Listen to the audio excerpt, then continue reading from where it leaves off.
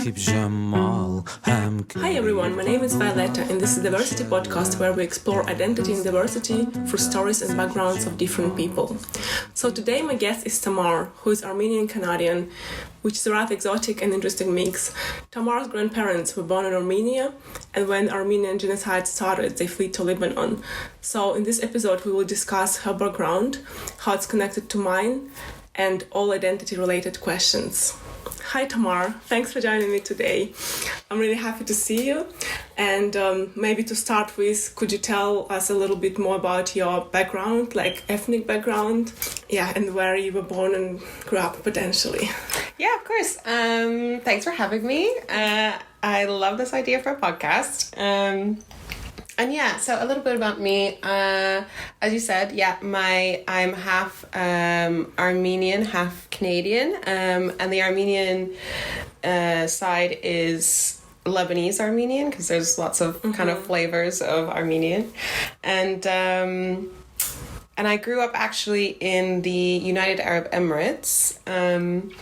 My parents were originally living in Lebanon with my father's family. And then, or actually they met in Canada, married, moved to Lebanon, but there was a war happening. So they ended up moving to the UAE when the bombing got bad, just for work. And they were going to stay there like 5 years, but they ended up staying 35 years and like... 35 years in UAE? Yeah. Oh, I thought it was 10 years or something. Yeah, no, it was like 35 years, raising 3 kids there. And I moved away properly when I was 18 to Canada for school. So, but I spent quite a lot of time in Lebanon as a kid as well. So basically you were mostly growing up in UAE? In Emirates rather than in Canada, yeah? Yeah, like, exactly. So basically Middle Eastern girl. Yeah, okay, great. Since your grandparents, they moved to Lebanon, right? Because of what was happening. Did your dad grow up in Lebanon fully then, yeah? Yeah, so my dad was raised in Beirut, in Lebanon, with his 4 siblings. And yeah, my family, his parents were originally from a place called Kharpert, which is now a Turkish town called Harput, I think. But yeah, they were displaced from the genocide, kind of forced out, and my grandmother was an orphan because of it, and my grandfather, we have all sorts of stories about how he snuck out of the, there's all these different family stories of survival and all that stuff. But yeah, they ended up they were from the same village, and they ended up finding each other again in Beirut years later after they escaped the genocide. Oh, okay. That's interesting. So there is like a community of Armenian people who live in Lebanon? Yeah. Or like basically throughout Middle East, yeah, not just in Lebanon? Yeah, exactly. So there's, in most Middle Eastern countries, there's like an Armenian population of some kind. Okay. So like I know there's one in Iraq, like things change maybe with the war, but like wars never stopping. Yeah, exactly. Never ending story. But historically, after the genocide, we ended up all over the Middle East. So when you were growing up there, obviously you were a teenager, I guess you didn't ask yourself questions, what is my identity? But have you met Armenian people like growing up in Middle East? Yeah, definitely. I went to, because there was a small Armenian school in Abu Dhabi where I grew up. And so I was around other Armenians. But I did always feel slightly separate from them because my mum was Canadian, and so my Armenian wasn't quite as good. And some Armenians can be judgmental about that. Really? Yeah. Because you're like not pure or something? Yeah, exactly. Oh, okay. So Harry Potter. Yeah, literally, actually. Yeah, mudblood, It's true. It's like you don't speak the full language and things like that. Yeah, like your language isn't as good or... But I grew up speaking it very fluently and went to school for it and stuff. And I've had Armenian friends, but sometimes there have been instances in my life where it's because of that, like, what's the word? Because of the trauma, I think, of the genocide, there's that extra layer of, like, we should be Armenian as possible. Yeah. You know what I mean? And I think it's like, we're going to talk about the genocide and how we connected on this issue, on this topic. But I think it was like slightly different for me. But I understand that, like, you have to like be stronger for your culture, something like that. Yeah, like to preserve it almost. Yeah, because like so many were killed. Okay, sorry. No, exactly that. Yeah. But yeah, even there's even a phrase in Armenian, which is spitakjard, which essentially means like a second genocide or like a white genocide, where Armenians moved to the West and they, you know, the culture getting lost because it's spread and and they marry, you know, Western people, and then, you know, so from this perspective I understand they would be like, oh, you shouldn't be like mixing with others, something like that. Is it like some people had that mentality, and so I think I found that difficult when I realized that growing up and being like, well, I don't know how to articulate it. Yeah. No, but like, yes. So maybe my next question coming from here, from this, and did you always feel, obviously because this podcast I try to like talk about identity, but it's very broad thing, you know, like, because for me, like, once I start reading and researching about my own people, I start asking like, oh, who we are, where we came from, like how I grew up in Russia. But for you, like, when you were a teenager, was it always something that you were like taught or thought about, like, okay, I'm half Armenian, half Canadian, there was genocides and my people like suffered or whatever, like, oh, there is a country, Armenia, I should go there? Was like this always a question, or what would you say when you were more grown up, you start asking yourself these questions? If you did, because from talking to you, I think you did ask these questions. That's a good question. So I think I was lucky in some ways, in the sense that there was lots of mixed kids at my school, and everyone was from literally everywhere, so it was already like diverse. So it wasn't super weird to have like mixed people. So it was, I could understand that in that way, but it was when it was still a very specific identity that no one else, I hadn't met anyone else who was like half Armenian, half Canadian, and also Lebanese Armenian is like a specific thing. Because you're probably like Armenian / other Middle Eastern countries, like there's more common, I guess. There's like Iranian Armenians. There's, you know, not with the Western, not as much with like Western countries. And like there's definitely Armenian populations in Western countries. Like we got everywhere, but definitely everywhere I see Jan surname.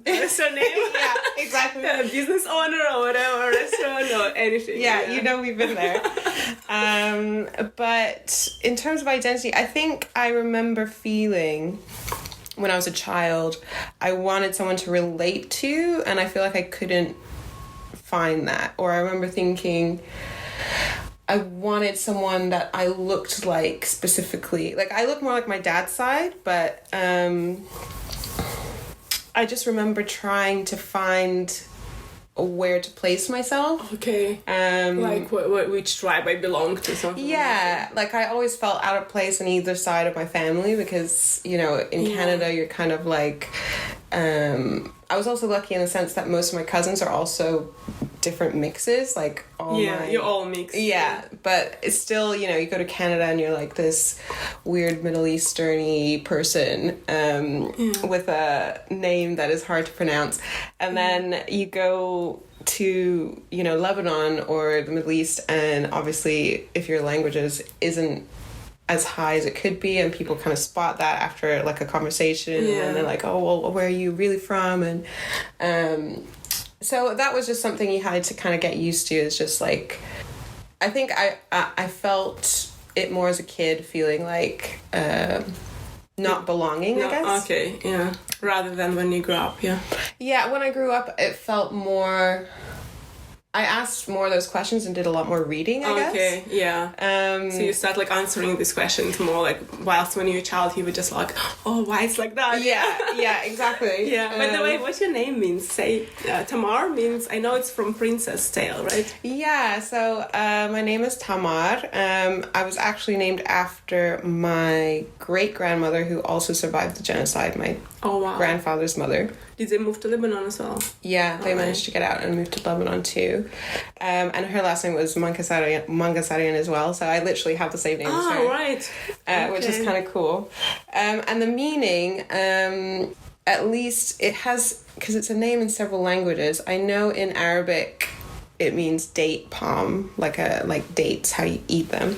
But and in Hebrew as well, I think. But in Armenian, it refers to like an old folk tale of this, I can't remember if she was a princess or, I think she was, and she was living in on the edge of a lake, and as all Armenian stories are, someone a little died? bit, yeah, exactly, someone died, spoiler alert. So she lived on the edge of this lake, and she had this lover that would swim across the lake every night to come see her, and she would leave a light on so he would be able to find her at night.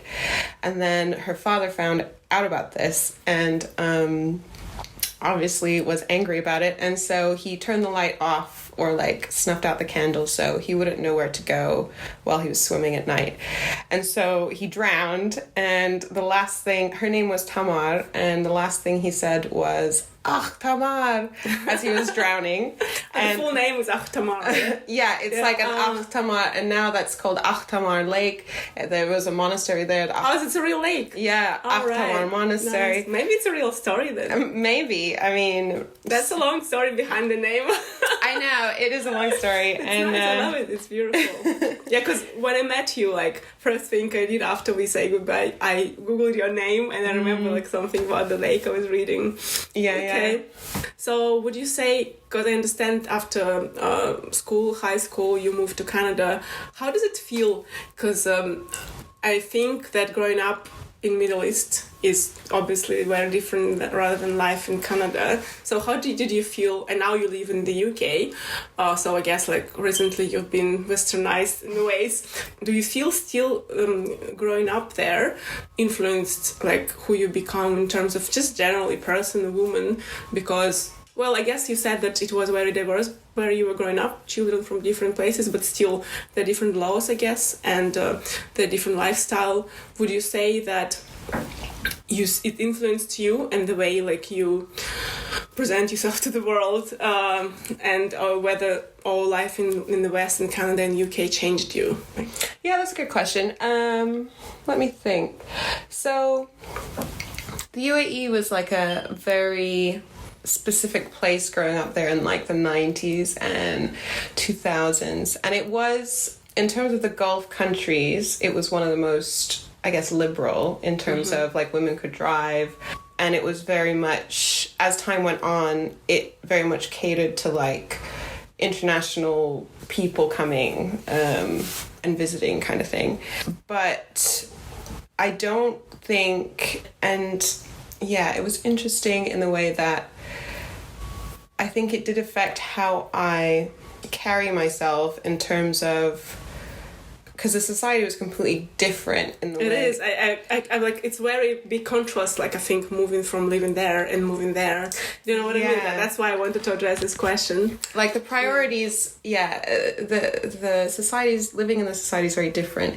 And like, even though a lot of people that live in the UAE, like there are levels of privilege in terms of, there's like a big population that are like either service workers or manual workers, and that's kind of like a really hard life, and that's most of the population, I would say.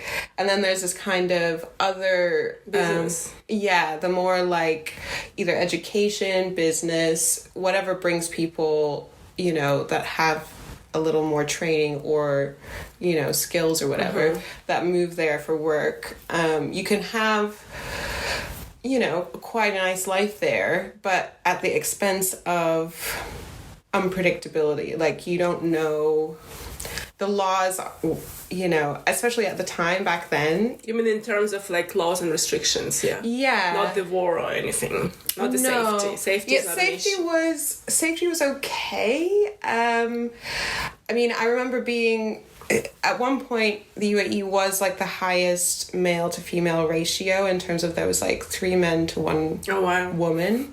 Did they bring more women or what? Yeah, because I think there were so many people imported to like build the buildings, and like, it was a really strange society in terms of like, it wasn't like naturally breed, not natural society, but everyone just came, sort of. Exactly. It was just a desert. It was a desert, and everyone just like showed up. And so I remember being very conscious of myself as a woman walking around. Even as a girl, like I remember, I guess I was about 11 when I started to notice someone looks at you and things like that. And like I didn't realize until later on how much that maybe affected me, like in terms of when there are just groups of men that kind of follow you around, and you kind of get like I got to a place where I just didn't even notice it when I was there. And then when I lived at the West for a bit, and then you come back and then you're like, oh, that's not okay. Yeah, this feels bad, And it was more extreme in the UAE than places like, in Lebanon, things are a bit more, what's the word? I guess normal in the sense of men to women ratios and... more natural society, Yeah, it's a less... Yeah, exactly. I think that Yeah, even though it's quite mixed, I guess, there, but it's not like everyone came, Yeah, it's a mix of, like, ethnicities and religions in Lebanon, but because... I think the fact that the UAE was so quickly put together, or like, there was such a quick influx of all these different international people. They were trying to build this city in the middle of the desert. I think that made it slightly stranger for like in terms of the demographic of people that ended up there. But I had like a very good childhood for the most part. It was just I think when you get older and you start to just notice those things more, and and obviously because they were not like most of the men on the street are people that are kind of like indentured labor, essentially, like they because like it's not a fair society. Is it very like common there, the sexual assault and things like that? Because I know there is a law that they like not allowed, like they can't do that. No one can do that. But like it happens everywhere and every day, unfortunately. But I know that I think the laws should stricter there, but I don't really know much about UAE, but I guess the law are stricter there in terms of like touching or harassing. Yeah, there is. But also I know there is no reporting side as well. That's the thing. I think there's a fear that if you did ever say anything, like you would get in trouble. Like female. For what? Like just for walking.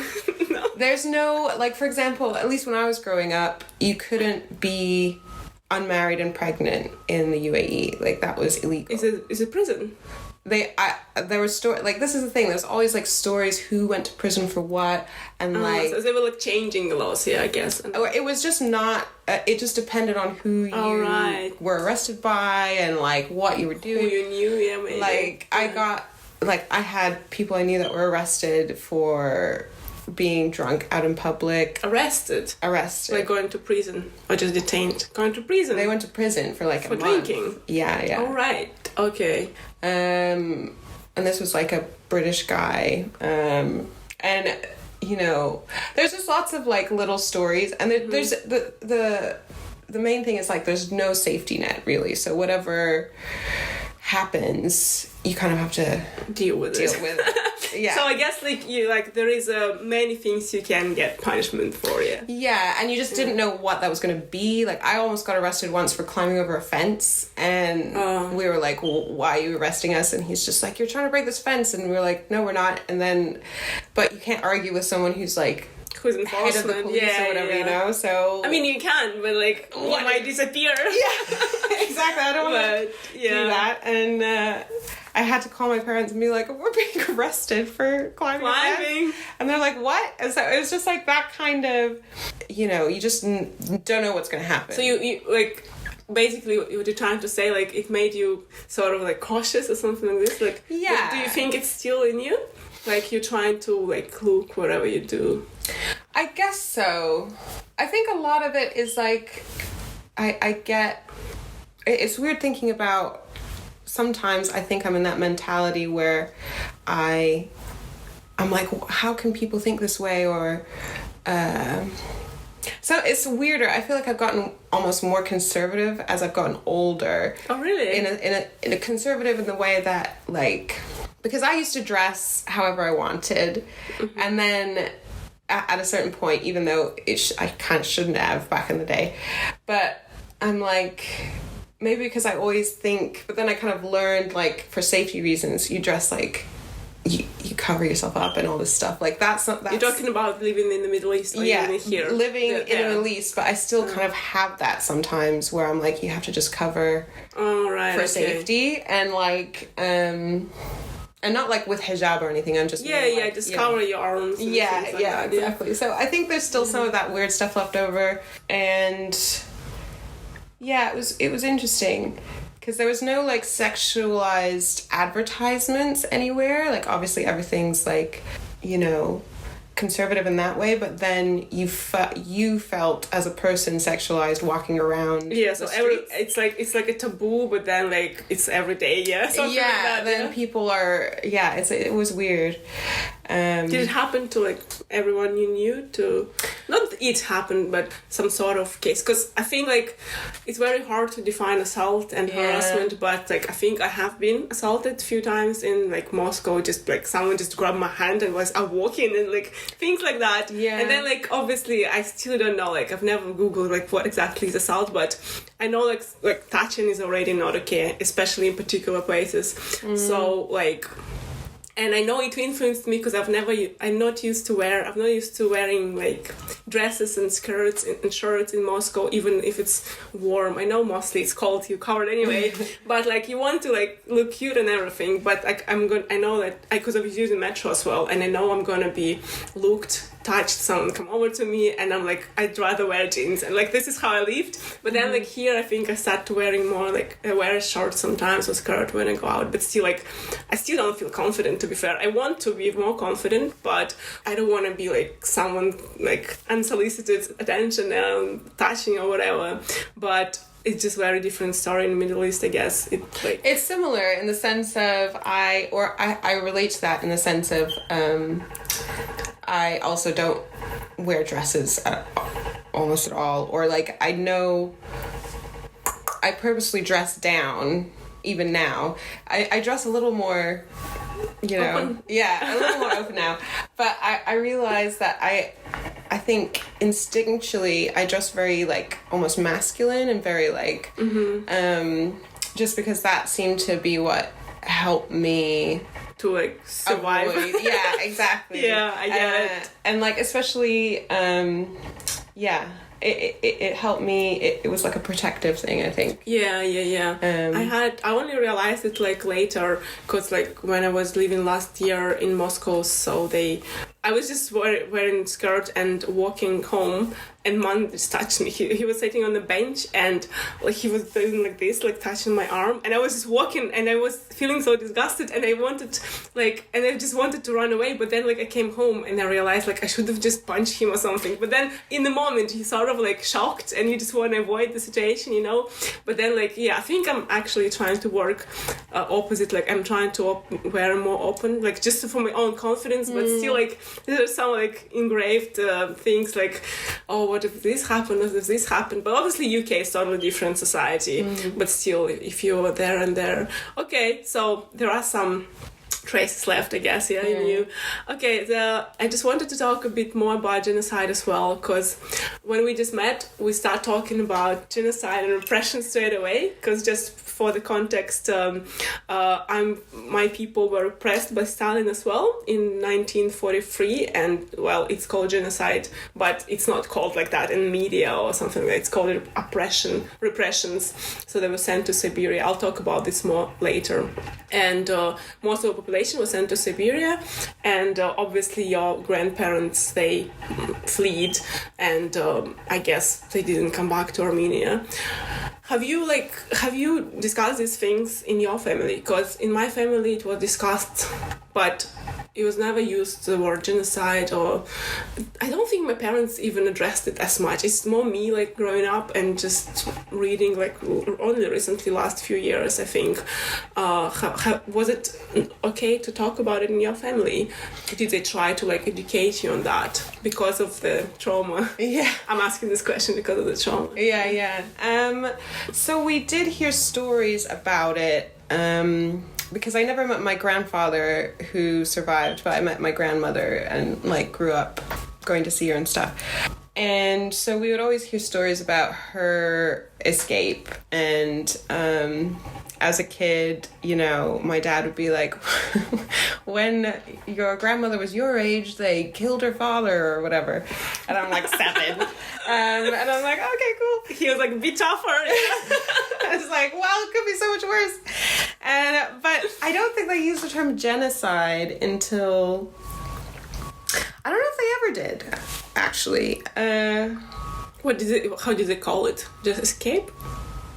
I mean, like, did they address, because like for us it's called in Russian the word ссылка, which means repression when you send somewhere. Yeah. So like, because I'm not very educated as well on Armenian genocide, I only know like main things, but I also know that maybe it's not like taught as much as it should be, because there is a Holocaust, there is Armenian genocide, and I believe it's more than 1 million people, right? Because there are like, you Google it, it says roughly 500,000 between like 1 million and 0.5. It's a very, different numbers, and obviously I understand it's hard to count it and everything, but I guess there was some sort of, I don't know, it's hard to count, but still I think I'm not at the position to say it's underrepresented, because like it's not like my specialization. I don't know much about it, but from what I read in the media and saw, I think it's not as much as it should be. Do you know what I mean? Like the same like with my people repression, it's not as much, especially like it's not as much in Russian language, but I'm not even talking about it not as much as in English, you know what I mean? Yeah, definitely. I think it is an underrepresented kind of genocide, in the sense of, first of all, there was a lot of denial. Like, Turkey still hasn't acknowledged it as genocide. So, in terms of the Ottoman government at the time. And so everybody, and that's taught in schools that it was a war and not a genocide. Oh, okay. In Turkey, as far as I know. But in Armenia, it's presented as genocide, right? Yes, 100%. We have in, Armenia, there's a big genocide museum. There's all these like, there's these big pillars that represent the lost provinces and all these things. And it's only recently, I think it was literally the last couple of years, that the US acknowledged it as a genocide. And the UK, I don't think, still recognizes it as a genocide. So it's like, it's a lot more under the radar, I guess. And it's between like 1 and 2 million people were murdered. So it is a weird, because you do feel like you have to kind of explain it to people that you meet, because they ask questions, and then that will kind of lead back to, well, how did your family end up in Lebanon, and like, why is this because like you I guess when you meet someone like similar to me, like I start to talk where I'm come from, where they blah blah blah, but then like for you, as you said, I guess it's like, like if you talk to someone on a deeper level, you talk about like your family or history of your people, and then I guess it's something, I don't know, like do you feel like you have to always explain this, or like people, because I guess some people might not know about that, you know what I mean? Yeah, lots of people don't know. And so I do kind of feel a pressure or like a responsibility almost to tell people when I can in a way that's not like too weird or heavy, but you know, like in a way not that, too cringe, yeah. So everyone's having a nice dinner and I just bring up the genocide. But yeah, in a way, like just but some people do. It's interesting, you know, talking to the people that do and don't know. I'm always surprised when people do know, even though I think it's getting more and more recognition, I guess. But for a long time, I don't think most people knew about it. I guess now, especially like social media. I was going to say, I think the internet has helped a lot. But yeah, I think, and especially now that most of the survivors have died, I do find myself just trying to tell people when I can, because there's no, I mean, they'd have to be like 110 years old or something. Yeah, so there was the beginning of 20th century, right? Yeah, exactly. So, but back to my question. So your parents, they were not like, because there's the thing, generational trauma, I only like start to learn about it myself now, understanding like the way my mom brought me up and how she wanted me to be. Like, I think she doesn't like me to be open, but I'm a very open person, like, and I meet people, I talk to people, and, like, I'm just getting excited. And, like, I don't think she likes it, but it's only last year I understood why she didn't. My grandparents were literally called the enemy of the nation, and they were, like, sent to Siberia at the age of 9 or something like that, and lived there for 13 years. And I guess it's something that you can't erase even like in 20 years. And I guess there are also some ways they were bringing her up. But, and because of that, this is how I explained to myself, because of that, maybe my parents, well, obviously my dad is not here anymore, but I didn't really discuss it as much as I want, I guess. I think I want to discuss this more, like how they were sent there, how they like were living, and generally how it affected them. But it looks different, like from your parents' perspective. It feels like they want to talk about it, right? Do I understand it correctly? Yeah. So it's not like very painful for them to talk, because they didn't escape themselves. It's more their grandparents. Their parents. I think yes and no, in the sense of, I think it's still very painful for my father and to talk about, in the sense of, I don't think he can think about it too much because it's too painful. So, like, growing up, he would tell us about the stories of our family, and, like, soldiers would come in the night and, like, kill my grandmother's father and all this stuff. But so your grandma literally saw, like, how they were killing them. Oh, that's crazy. And so, like, I don't know, God knows what she witnessed. Like, she was literally... So there was something called the Near East Relief Movement, and they smuggled, like, hundreds of Armenian children out of the Ottoman Empire, and my grandmother was one of them. During the genocide. So they would just hide them in, like, boxes. So how old your grandmother?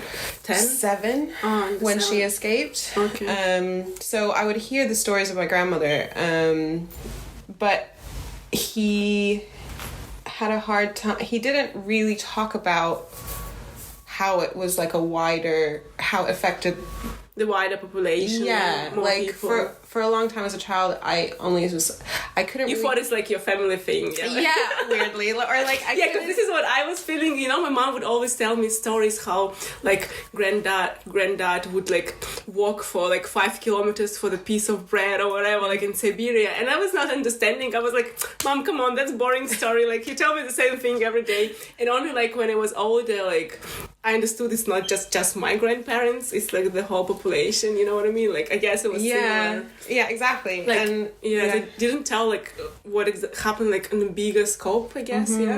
Yeah, exactly. I found it hard to wrap my head around that as a child, and because I don't think my dad ever used the word genocide. So I think it took me being older, I'm trying to remember like the first time I was like understanding it properly. It wasn't until I was about like 20 or something, and I read a book called Armenian Golgotha, and it's by this priest that was a witness to the genocide. Like, so basically one of the big things was like they would just make people walk until they can't walk anymore, basically. So they would walk where? Anywhere. The desert. Like, they would just send them out. They're like, we're relocating everybody, but then no like, there was no supply. Yeah, there was no where to go. They would starve them, they would beat them, rape them, kill them all the way there, and then like the final destination, there was just like to die. Yeah. Okay. So he was on his way there, and he managed to survive somehow. I don't know. Was he Armenian? He was an Armenian priest, and I think he was one of the first people rounded up, because there was like, so the day is April 24th that we remember the day genocide. Remembers, yeah. And that's because that was the day that I think the first kind of intellectuals or politicians and people in Turkey, Armenian people, were rounded up and sent into the desert, basically. So you mean like the establishment was taken? Yeah, like okay. That was the first major sign, I guess, that it was the start of the genocide. So it wasn't until I read that book that I really understood the scope of it, and because I think for me as well, it was kind of too painful to. I could sense this huge well of pain, and I didn't like in terms of like that side. Yeah, and like especially with my dad, if I asked about it too much, my dad would get kind of cranky. Yeah, or like upset, or and you don't want to do that and make your dad upset, so you just like don't question too much. And then I would ask, as I got older, I would talk to my aunts and uncles as well, who had a lot of family stories, so I understood a lot better there as well. But it took a while, I guess, to understand properly, because there was still, because it's only one generation away, and I think the trauma was still very present. I understand this sort of trauma, especially from this genocide. That's not just, like migrating to one country, that the massive killing. And I guess the trauma doesn't just stay in one generation, like it passes. Because the article I was reading, it talks about like 3 and 4 generations, like how it's, I mean, sometimes they subconsciously pass it over. But I think like, most of the time, yeah. We are like, we should be grateful we live in the era of internet and we can like do therapy and read and whatever. But like, I guess like my mom didn't understand as well, like that in some ways it influenced her behavior, But obviously that's a different story, because there was this USSR and what's going on, and generally like it's just a lot of suppression and oppression. So to just to finish with a few more. Do you think this?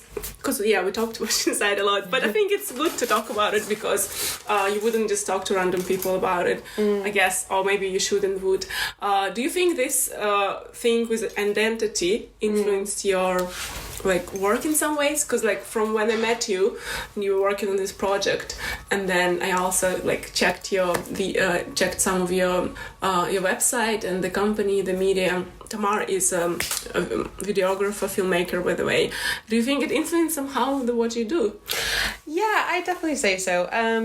I guess I always wanted to, I think unconsciously, I was trying to create stories that I could relate to, because because of what you said as a child, you couldn't exactly. Yeah. So the stories that are kind of like multicultural, or about diaspora, or family history, or even just migration, or whatever it is, any story that has these multiple layers and like nuance, I find so interesting, and you feel connected. I feel connected to it. Yeah, exactly. So, regardless of the cultures that are being represented in the stories, if it's something like, there's what was that film called? I think it was by Sarah Nair, I want to say. Mississippi Masala. Have you ever seen Mississippi Masala? Is it like it's Eastern? It's a Hollywood, or it has Denzel Washington in it. It's from the 90s, and it has like, I'll check it out later. Such a specific story, but it's about this woman who grew up in Kenya, but she's ethnically Indian, and her family was displaced from Kenya when the dictatorship was changing. But she's Indian ethnically. But she's Indian ethnically. Yeah. And then they moved to Mississippi in the US. And so you see their like transit, you go back in time and you see what the family was like then and then what it's like in Mississippi. But it's basically like a love story, but it's got all these different cultural levels that I was like, this is such a cool movie. And like, so it's just like finding, I have to watch it. You should definitely watch it. It's like, it's so full of nuance, and especially so yeah, it's very relatable to you, I guess. Like, grew up there, born there, moved there. Yeah, like those fall in love there. Yeah, like those are the stories that, you know, because I'd never seen before a story of people that are ethnically Indian living in Kenya. Yeah, it's strange as well. I met someone recently, and she was different. I think it's Pakistani, but like relatives living in Canada, and like I didn't know about like this sort of migration as well. Yeah, there's a big population. That was interesting for me. Yeah, I guess there is some migration waves I need to research as well. I mean, there's so many things to, but it's just like stuff like that you know, and I think film just made that, because I started wanting to do theater, but I kind of realized. Oh, you did theater? I didn't know that. Yeah, or like I studied to do theater, and then. Oh, you mean like for the bachelor? Yeah. Okay. And then I realized kind of that film was more in line with the stories I kind of wanted to tell, and like can reach more people, I guess. Yeah, like sense. you can just show and represent more, I guess. But theater still can be, but I guess it's more tricky, and especially now with like internet and social media. I mean, yeah, like theater I will always love, but it's and part of it's fleeting, like it is only one performance or like one thing, and it's magical. But if you want your story, or you know, to reach it's almost like a legacy. I don't want to talk too big words, but like what from what I understand and like from what you want and doing is like you're trying to tell these stories, but it's like actually coming from your heart, you know, like and I think it's very precious, and that's interesting. Okay, so we can wrap up. And thank you very much for your time today. Of course. And I was so happy to talk to you, and hopefully we talk again. I would love that. Yeah. We could talk for ages. So yeah, definitely. We'll do another one. Yeah. Bye everyone. Jamal, hem Kerif Abdullah, erleşerler derize ardında. Sahip Jamal tizden